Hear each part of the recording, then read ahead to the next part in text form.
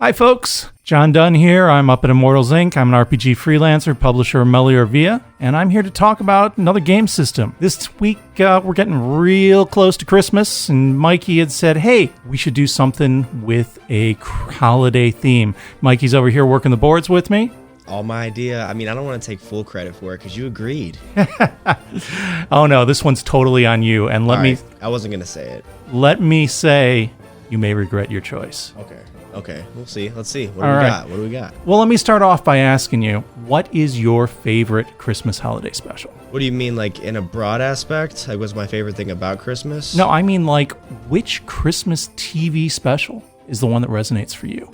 For me, it's Polar Express. All right. I mean, yeah, it's not even a special in itself. It's just one movie, but I don't know. It's like a masterpiece to me. I agree. That one is an absolute classic. Okay, cool. I'm glad. Yeah, no question. My tastes sometimes get a little sketchier. Yeah, what's yours? I was going to ask. Yeah, so my favorite is Shrek the Halls. Okay. All right. Yeah. Shrek the Halls. It's goofy, but I have been known to be a little goofy. Let's go. That was the last thing I expected. And Shrek the Halls, if you've seen it, has a lot of different vignettes, right? And there are all these different crazy bits in it where each of the different characters retell their part of the Christmas story. I have to watch that later. Absolutely. Okay, well, there is one bit, and I'm hoping you can find the graphic of this, where Donkey is talking about his Christmas parade that he dreams about.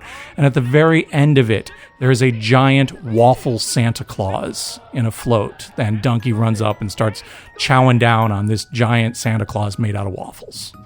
And for some reason, when you said, hey, come up with an RPG that's Christmas themed, that's the first thing that popped into my head. Because every year for my game group at Christmas time, I run a game session that is Christmas themed. Some years that means I somehow manage to squeeze in a crazy Christmas themed adventure that's tied into the game they're running right now. Other times I come up with a one shot. And those have been, some of them have been fairly off the wall with like things based on Christmas elf, Men in Black, and crazy things like that. One of them, though, I decided I was going to use Andy Hopp's Low Life game setting for Savage Worlds. And we're going to talk about this in a minute, but the reason I had to go with this was because I wanted to feature Waffle Santa as a prominent part of that adventure. Is that Waffle Santa behind you? If you have made him appear, it is, but if not, the graphic that's up here is one of Andy Hopp's pieces that he uses to promote his Oddmall shows. Oh. So Andy is the creator of Low Life, and Andy is a Northeast Ohio native, or resident at least. I'm not sure if he's from here originally. Go Browns. There you go. And Andy runs a game store, art emporium, and runs a number of shows, which he puts under the Oddmall theme, and a con called Con in the Cob. He's basically... I've heard of Con on the Cob. Sorry to interrupt No. I believe this has been a thing, right, with Immortals Inc., Con on the Cob. Oh, yeah. Immortals Inc. has had a booth there. Con on the Cob is a great time. There's some great parties. Andy always brings in some really talented guests to come and hang out and run games and give seminars. It's a great show. It's every fall. If you get a chance, absolutely check it out. Absolutely. And Andy, I got to say, man, I'm a fan of your work. If you're watching this, I'm a fan of your work. This is my first time seeing it. All right, good stuff. So Low Life is his RPG setting that he's published for Savage Worlds. He's also got a few source books out for it. I believe there's a card game and even a miniatures game as well. Not real familiar with all the different products, I got to say, but I have used this book and I've backed some of his Kickstarters. And Immortals Inc. does have several of his products on the shelf. And peeking at this one, which I did borrow off the shelf, this one is even autographed. So...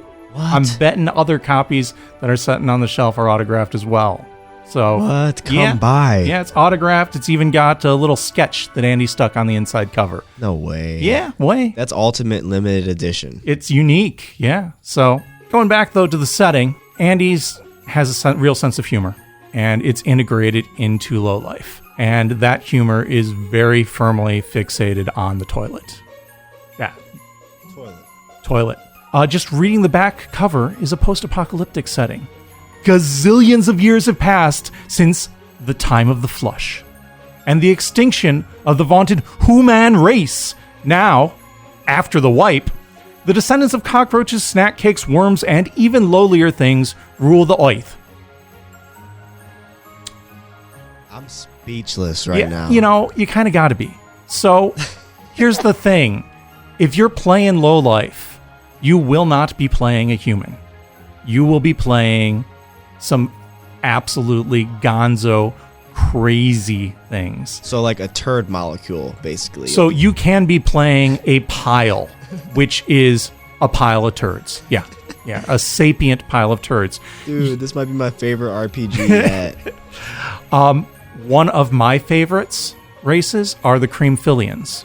And maybe you can make a couple of Creamfillian pictures pop up here. I'm going to have to. Because the Creamfillians are sapient Hostess snack cakes. Not the Creamfillians in the toilet. Who's doing that? Yeah, so you've got Twinkies, because you know Twinkies last forever, right? Yeah, Zombieland. Exactly. So yeah, sapient Twinkies. There's a picture of one right here on the back of the book. There's a few more illustrations of them inside. Can you possibly show that little sketch you did and that hardcover? I'm intrigued. Well, can you show I it? don't know how much it'll show up here on the cover. Yeah, but yeah. Okay. There you go. That's sweet. Nice. Yeah. And then you can see his very distinctive art style with the world that has done gone blown up. I like that too. It looks like a GoPro 360 angle of like, whatever's in the toilet. Yeah. And so other races in here, you've got the Croaches, which are descendants of the cockroaches. You've got, there's a Tisn't, which you're not sure what it is, but it tisn't that. Oh, okay. Yeah, and then there's some other stuff here. I believe there's like an alien race, but whatever kind of alien you want it to be, it doesn't take itself very seriously, right? And does this person clean their toilet? Or I don't know. I'm pretty sure that things would end really badly if the toilet was actually cleaned, right? I don't even think this would exist. This world. Yeah, clearly. It only exists in toilets that aren't cleaned. So, there's worms. It's crazy, right? And it's all puns, right? So how much does a pirate charge for corn? Was one that sticks in my mind. 80 cents? That's a good guess, but it's clearly a buccaneer. Oh, okay, better. Yeah. That was a good guess, though. I feel like you could make a joke out of that. I'm sure you can, yeah. There's a whole lot of scatological humor in here, and, if you like it, you love it. There's a whole lot of just crazy gonzo Keller art. Everybody's campaign is going to play very differently. It's all Andy's artwork, and, here's a guy with a butt for a head. It's gonzo. It's over the top. You can't take it seriously, but you can have all kinds of stupid fun with it. And there's charts for all kinds of stuff. There's all kinds of crazy other monsters. Here we have the scary ass mother. Ooh. Yeah, and there's, I believe, a couple of different systems for super abilities, in place of magic. There was an entire source book out there for different religious orders. There are other gazetteers, one of which is the whole. Then, like I said, there's other materials for this. Well, I was going to ask you, the question I always ask you now is, what's your favorite thing about this game? Honestly, the Creamfillian. How can you not love playing a sentient snack cake, right? I mean, that just resonates for me because I have nightmares about being haunted by snack cakes after I've eaten too many. I'm sure you do too. Hostess, look away, please.